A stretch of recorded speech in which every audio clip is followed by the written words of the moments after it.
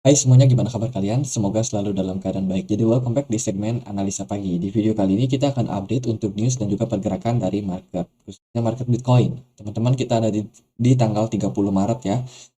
Kemarin kita udah dapat beberapa data, salah satunya adalah data soal penjualan rumah tertunda yang ternyata menunjukkan hasil dia di atas forecast, teman-teman. Begitu juga dengan inventory minyak mentah. Dengan dua data ini mestinya posisi dari US dollar lebih menguat ya.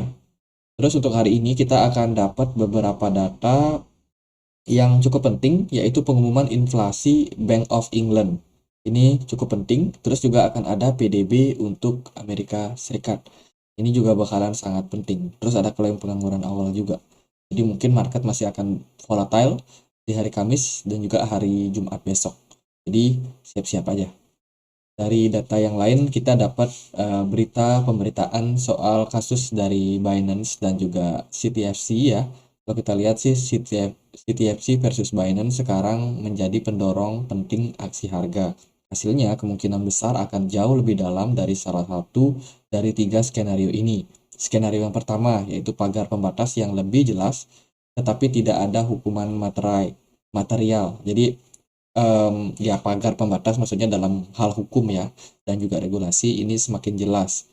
Tapi di sini dikatakan tidak ada hukuman material.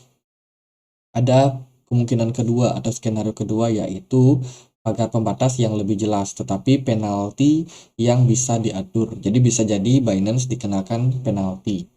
Terus pagar ketiga itu adalah skenario ketiga yaitu pagar pembatas yang lebih jelas tetapi hukuman yang signifikan. Jadi ada tiga skenario yang mungkin akan terjadi untuk Binance teman-teman. Jadi dalam kondisi ini sepertinya market dalam kondisi yang masih tegang sebenarnya.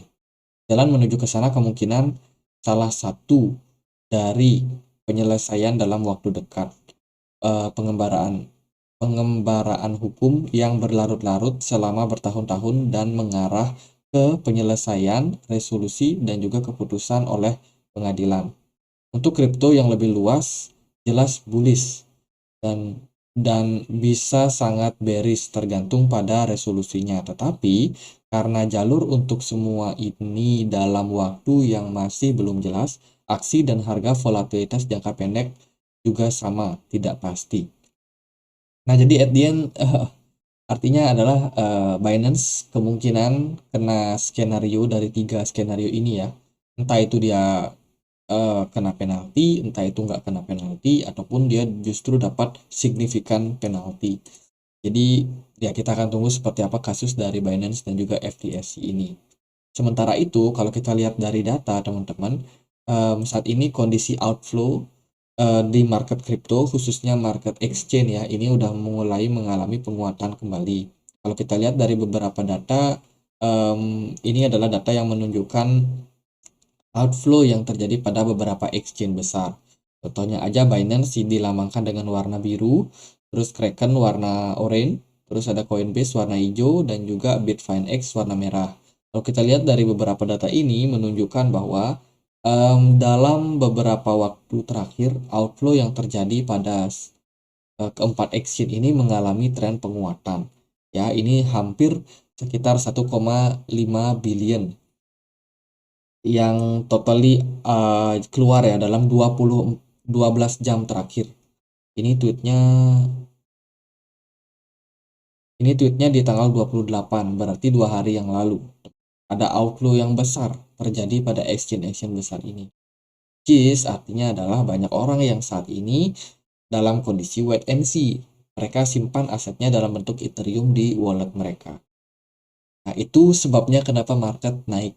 Karena ada penyimpanan dana nih, ada supply yang tadinya banyak di market itu tiba-tiba masuk ke wallet sehingga ya kripto di market makin sedikit ya, yang memperdagangkan jual beli makin sedikit, holdernya makin banyak, otomatis supply-nya berkurang, demand-nya ternyata naik nih karena pengaruh krisis dan lain sebagainya sehingga market sedikit naik. Ini ada berita dari Donald Trump menyalahkan Presiden Biden untuk bank-bank yang kolaps, teman-teman. Ekonomi dalam ya ini biasalah politisi mereka mau menyambut pilkada teman-teman di tahun 2024. Jadi pemilu 2024 ini bakalan sangat-sangat besar di Amerika Serikat. So, ini akan berpengaruh sekali sama kondisi market. Mereka akan jual beli. Ya, siapa yang lebih pro masyarakat, siapa yang lebih pro kripto. Jadi kita akan lihat seperti apa pertarungan daripada Republik dengan Demokrat, partai paling besar di Amerika Serikat. Ini Biden melakukan tepisan ya setelah Donald Trump menyalahkan beliau. Biden situ mengatakan bahwa White House respond banking stress is not over yet. Jadi ya perjuangan White House untuk merespon kondisi bank yang saat ini lagi jatuh itu belum selesai teman-teman. Jadi Biden masih cukup optimis dalam kondisi para perbankan yang udah mulai kolaps satu persatu.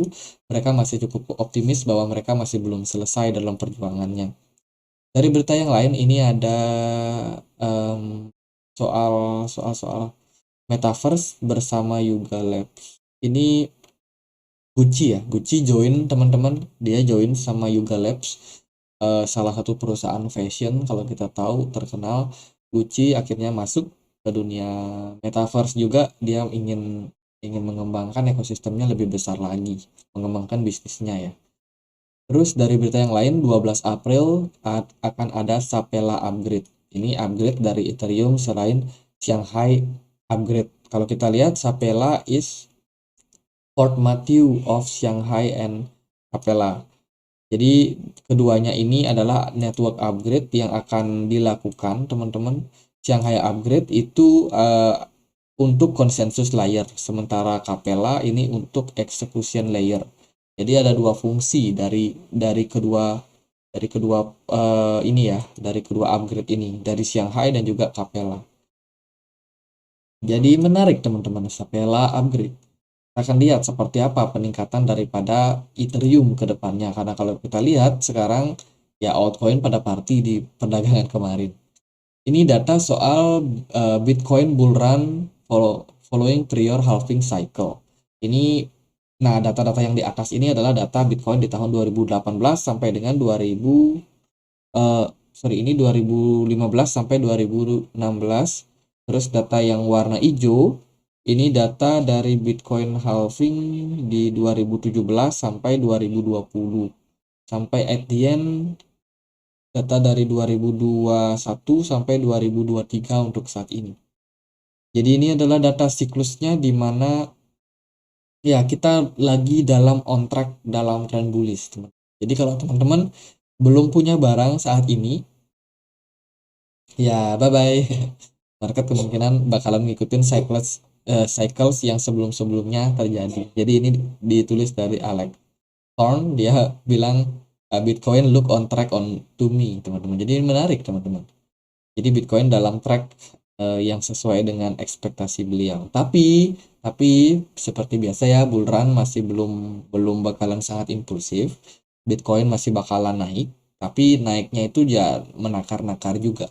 Tergantung dari situasi ekonomi ke depannya. Jika the Fed at the end bakalan lebih dovish, the Fed melihat wah ini inflasi udah mulai turun, tapi perbankan udah pada capek, udah butuh dana, butuh disuntik, bisa jadi dia pause untuk suku bunganya, bisa jadi ya itu teman-teman, market akan sangat-sangat menggeliat, market akan sangat-sangat bahagia nih karena supply lebih banyak di market, sementara pengetatan terjadi ya cenderung lebih ringan.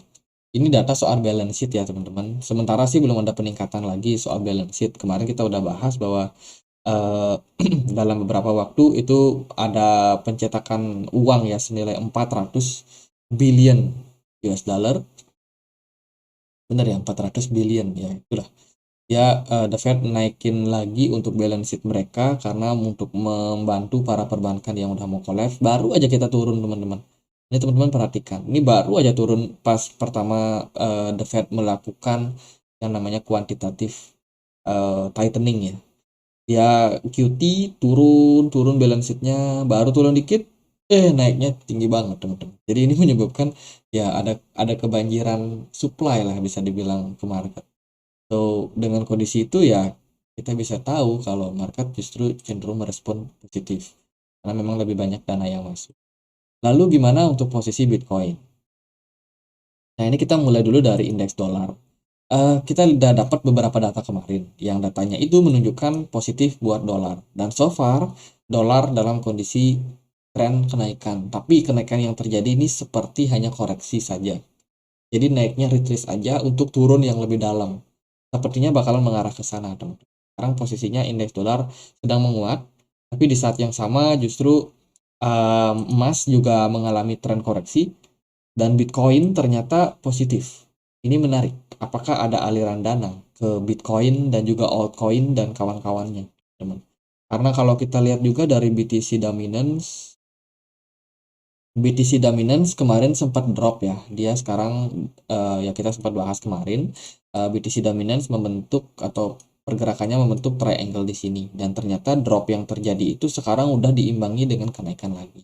Pertanyaannya adalah apakah ini cuma buat ngetes resistance di sini doang, terus BTC Dominance-nya bakalan turun kembali, atau ini justru malah fake out dan BTC Dominance malah semakin menguat, mengingat target kenaikan BTC Dominance sebenarnya masih bisa naik sampai 1772. Jadi 1772 itu masih bisa possible karena dia sebelumnya membentuk ascending triangle di bawah. Jadi ini ya ascending triangle, terus dia nge-pump, jadi sekarang targetnya ya masih bisa untuk naik. Kita akan lihat seperti apa korelasinya atau pengaruhnya sama Bitcoin. Bitcoin kemarin naik signifikan, spike lagi setelah kemarin hanya berada diperdagangkan di 27.300, Bitcoin kini udah balik naik lagi sampai 28.400. Dengan kondisi ini, sepertinya Bitcoin masih dalam posisi sideways. Dia sideways di range antara di 26.800 sampai dengan 28.600. Jadi dia sideways tektokan di level tersebut. Sementara dari posisi RSI yang seperti kita udah bahas, ini masih dalam posisi turun. Jadi belum terlalu gimana-gimana ya. Jadi kalau kita lihat juga dari data outflow ini ya, bukan, yang ini. Mana ya tadi data outflow? Oke. Nah, ini data outflow ini menunjukkan bahwa ada keluarnya ya dana dari exchange, dan sekarang sih menurut saya udah kembali balik lagi. Volume cenderung agak tinggi, tapi ya nggak tinggi-tinggi banget lah. Tapi ada peningkatan memang dari beberapa waktu terakhir. Jadi dengan posisi ini, kita masih melihat Bitcoin dalam posisi sideways. Pertanyaannya adalah kemana arah Bitcoin ke depannya? Apakah Bitcoin bakalan keluar dari mereka punya channel di sini? Artinya Bitcoin berpeluang untuk bullish kembali kalau dia bisa breakout melewati level 29.000, dan kemudian dia bisa aja ngetes kembali ke level-level atasnya. Atau justru skenario yang lain, Bitcoin justru hanya dalam fase sideways aja, masih sideways, tektokan di 28.000 sampai 26.000 sekian ya. Jadi gerak sideways, atau justru bearish divergence ini menunjukkan bahwa posisi dari Bitcoin masih bisa untuk mengalami koreksi lebih dalam lagi. Jadi ya ada kemungkinan tersebut yang kita masih lihat selama Bitcoin masih belum breakout dari level channel ini, resistance dari channel 28.900 something ini. Jadi ya selama itu kita masih dalam kondisi yang sideways sebenarnya. Sementara di time frame daily kemarin tahan ya, cukup bagus, spinning top, ketahan, terus Bitcoin malah spike naik lagi, bahkan sampai naik ke 28.700, at the end dia kembali terkoreksi. Jadi buyers masih cukup kuat di market, hati-hati teman-teman yang pasang short. Kondisi sekarang masih butuh untuk kita lihat seperti apa, kemana arah market, karena memang setiap waktunya ini cukup meresahkan teman-teman. Jadi kalau kita lihat dari progres RSI sekarang udah mulai melandai, udah mulai agak turun. Artinya adalah Bitcoin ada potensi untuk koreksi dulu ya. Koreksi wajar lagi setelah kenaikan yang terjadi cukup impulsif di perdagangan. Jadi gitu aja buat update Bitcoin, sementara arahnya kita masih butuh untuk melihat-lihat seperti apa, kemana arah Bitcoin, karena memang kondisi market yang masih belum pasti teman-teman. Jadi gitu aja, semoga bisa bermanfaat buat teman-teman. Kalau ada pertanyaan lain, ada koin lain buat dibahas, tulis saja langsung di kolom komentar. Dan aja, akhir kata saya Andri, makasih.